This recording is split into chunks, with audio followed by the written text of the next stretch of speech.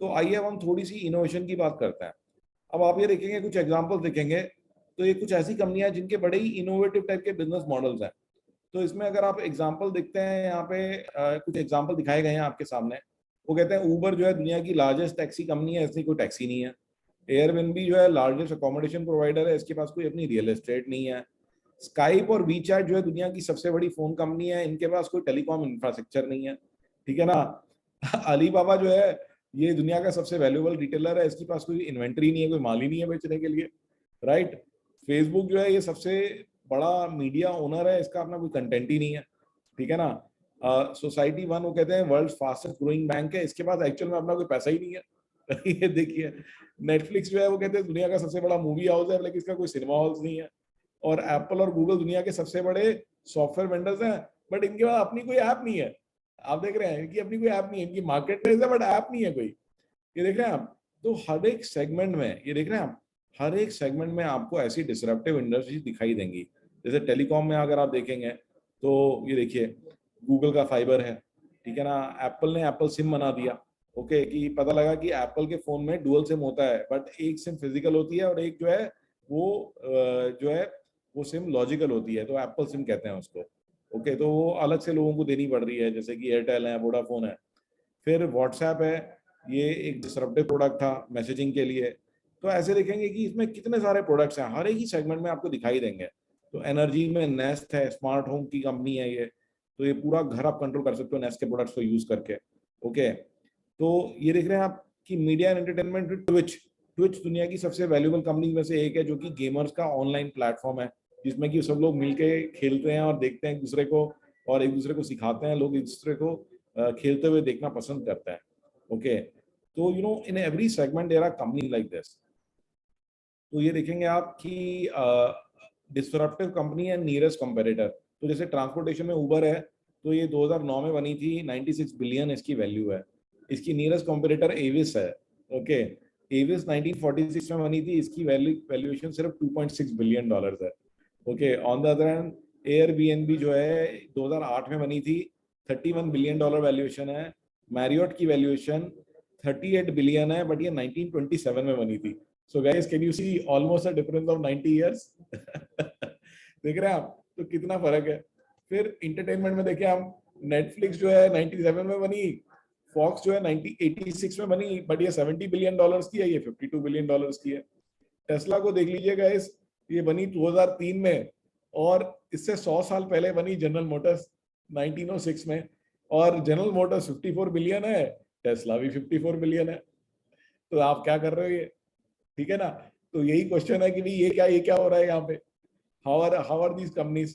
तो खैर, एक चीज तो जो मैं आपको समझा चुका हूँ, पहले भी समझाया मैंने कई बार, कि ये लोग अलग मार्केट में खेल रहे हैं। तो जैसे टेस्ला है, उसने देखा कि जो एग्जिस्टिंग कार मार्केट है, सबने एक दूसरे को मार मार के, यानी कि प्राइस गिरा गिरा के, फीचर्स ऐड कर करके एक दूसरे का खून निकाल दिया है। इतना कंपटीशन कर दिया है, तो सबने एक दूसरे का खून निकाल दिया है। तो BMW, land rover, Mercedes Benz, Peugeot, Volkswagen, तो ये इतनी लड़ाई झगड़ा कर रहे हैं कि किसी को भी कुछ मार्जिन नहीं बच रहा है। राइट। तो इन्होंने कहा कि हम ये वाले काम करेंगे ही नहीं, हम जो है पेट्रोल या डीजल कार बनाएंगे ही नहीं। तो इन्होंने कहा कि हम तो ब्लू मार्केट में काम करेंगे, ब्लू ओशन में। राइट। तो अभी क्या है कि आपके पास जो मैंने बिजनेस मॉडल कैनवस सिखाया आपको, इसके अंदर में एक सेगमेंट है वैल्यू प्रोपोजिशन, कि आपका जो प्रोडक्ट आप बना रहे हो वो लोग कस्टमर क्यों खरीदेगा। ठीक है ना। उसके प्राइस बेटर है, उसके फीचर्स बेटर हैं। बट ये सेगमेंट जो है, सारे के सारे लोग सिर्फ इसी सेगमेंट पे फोकस करते हैं। ठीक है। इसीलिए ये रेड ओशन स्ट्रेटजी है। अगर आप भी इसी पर ही फोकस करोगे तो आप ज्यादा सक्सेसफुल नहीं होंगे, क्योंकि सभी लोग इस पे फोकस कर रहे हैं। Right. On the other hand, अगर हम देखेंगे तो जो सक्सेसफुल कंपनीज हैं, जो इनोवेटिव कंपनीज हैं, वो टोटली डिफरेंट सेगमेंट्स में फोकस कर रही हैं। उबर ने क्या किया, उन्होंने कहा कि taxi is the main cost. जैसे एविस है, उनकी कॉस्ट स्ट्रक्चर में टैक्सी की कॉस्ट, टैक्सी खरीदी, ड्राइवर्स को हायर किया, वो मेन कॉस्ट थी। उन्होंने टैक्सी ड्राइवर को की पार्टनर बना लिया। ऐसा कर भाई करण, तू अपनी गाड़ी ले आ। ठीक है ना। हम प्लेटफॉर्म देते हैं, तू 1 मिनट भी खाली नहीं रहेगा, इमीडिएटली तेरे फोन पे फटाफट फटाफट टैक्सी के लिए रिक्वेस्ट आती रहेंगी। ठीक है ना। तो उन्होंने, अब करण ने कहा कि चलो ठीक है, मैं 10 गाड़ियां डाल लेता हूँ उबर के लिए। तो लोग ऐसे भी हैं, ऐसा नहीं कि इंडिविजुअल ड्राइवर्स भी हैं, there are people who have 50-60 cars but they are running in Uber, okay. तो they made the taxi owner as a instead of cost taxi as a cost, they made them into a key partner. देख रहे हैं आप? So a lot of, sorry to interrupt, a lot of taxi stands converted into the Uber side of things because of this reason only. Yes. Right right right, absolutely. तो ये देख रहे हैं आप, तो ये इनोवेशन और एरियाज में भी है। अगर हम एयरबीएनबी को देखते हैं, उन्होंने क्या करा कि उन्होंने कहा कि जो की रिसोर्स होता है होटल्स, उन्होंने कहा कि वो है ही नहीं हमारे पास, उन्होंने की पार्टनरशिप कर ली होम ओनर्स के साथ में कि आपके पास बड़ा अच्छा फ्लैट है, आपके 2 कमरे खाली हैं, आप हमारे पार्टनर बन जाओ, ठीक है ना। अच्छा, आपका वेकेशन हो मसूरी में खाली पड़ा है, हमारे पार्टनर बन जाओ। देख रहे हैं आप? और जैसे अमेजोन है, अमेजोन ने क्या करा, उन्होंने कहा जी हम तो स्टोर बनाएंगे नहीं, हम तो ऑनलाइन बेचेंगे, तो उन्होंने चैनल चेंज कर दिया, राइट। तो that way there is so many ways people are innovating. तो हर एरिया में आपको अगर इनोवेट करना है तो आपको सोचना है मैं क्या कर सकता हूँ। तो एक बड़ा कॉमन एग्जांपल जो मैंने पहले भी लिया हुआ है, जैसे सॉक्स हैं, तो सॉक्स जो है उसमें क्या है कि डिजाइन पे खेल लोगे आप, क्वालिटी पे खेल लोगे, प्राइस पे खेल लोगे, ठीक है ना। अनुज कहता है कि जी ये विवेक हरसोरा जो है ये 25 रुपए का पेयर बेचता है, मैं 22 का बेच लूंगा। करण बत्रा आते हैं, वो कहते हैं कि मेरी पैकेजिंग बड़ी सॉलिड होगी जी, और जी मेरी तो क्वालिटी बड़ी अच्छी है जी, मैं तो 35 रुपए की बेचूंगा, ठीक है ना। विशाल आते हैं, वो कहते हैं मैं तो फ्रांस की डिजाइनर पकड़ रहा हूँ, मैंने उससे डिजाइन करा दिया, राइट, ठीक है ना। और चैनल क्या है कि वो जूतों के स्टोरों के अंदर ही बिकना है, और रेवेन्यू स्ट्रीम क्या है, वही भी जो बिकेगा वही आएगा जो आप डायरेक्टली सेल्स कर रहे हो। अब इसमें कंपनी आई सॉक फैंसी, ओके। इन्होंने कहा कि भैया एक काम करते हैं, हम हमारी तो दुकान ही नहीं होगी, हम ऑनलाइन बेचेंगे। पहले तो चैनल बदल दिया इन्होंने, फिर इन्होंने कहा कि जो रेवेन्यू है ना, हम सॉक्स बेच के पैसे नहीं कमाएंगे, क्या करेंगे? What do you think guys? इन्होंने क्या किया?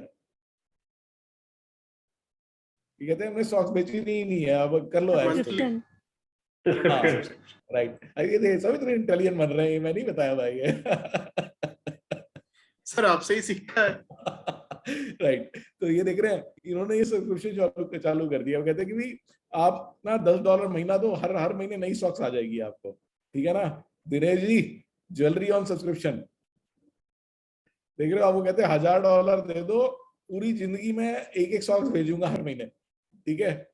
देख रहे हो आप? इन्होंने मॉडल ही बदल दिया, दुनिया की सबसे वैल्यूएबल सॉक कंपनी है ये, सॉक फैंसी, ओके। सर मतलब क्या, मतलब $1000 में हर महीने सॉक्स बेचेगा तो कस्टमर क्यों लेगा? मतलब कस्टमर वैसे भी तो अब ये तो आप YouTube पे जाओ और सॉक फैंसी डालो और आपको सारी कहानियां दिख जाएंगी सॉक फैंसी, ठीक है।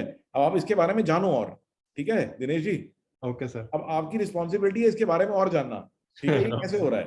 तो कर रहा है ना, कोई कोई कर रहा है और सक्सेसफुली कर रहा है, ठीक है। और अगर आपको विश्वास नहीं हो रहा तो अच्छी बात है, क्योंकि कुछ तो आदमी डिफरेंट कर रहा है। तो होटल का आप देख ही चुके हो।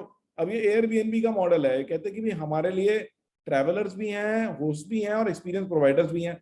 आपको पता है कि ये कहते हैं कि भाई हम क्या वैल्यू प्रोपोजिशन दे रहे हैं, लिव लाइक अ लोकल।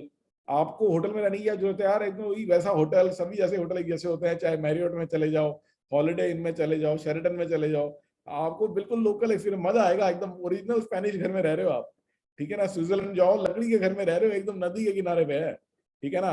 और होस्ट को कह रहे हैं भी तुम्हारा जो अपार्टमेंट खाली पड़ा था उससे भी पैसे कमा रहे हो तुम। और एक्सपीरियंस प्रोवाइडर्स तो आजकल ऐसे भी लोग हैं।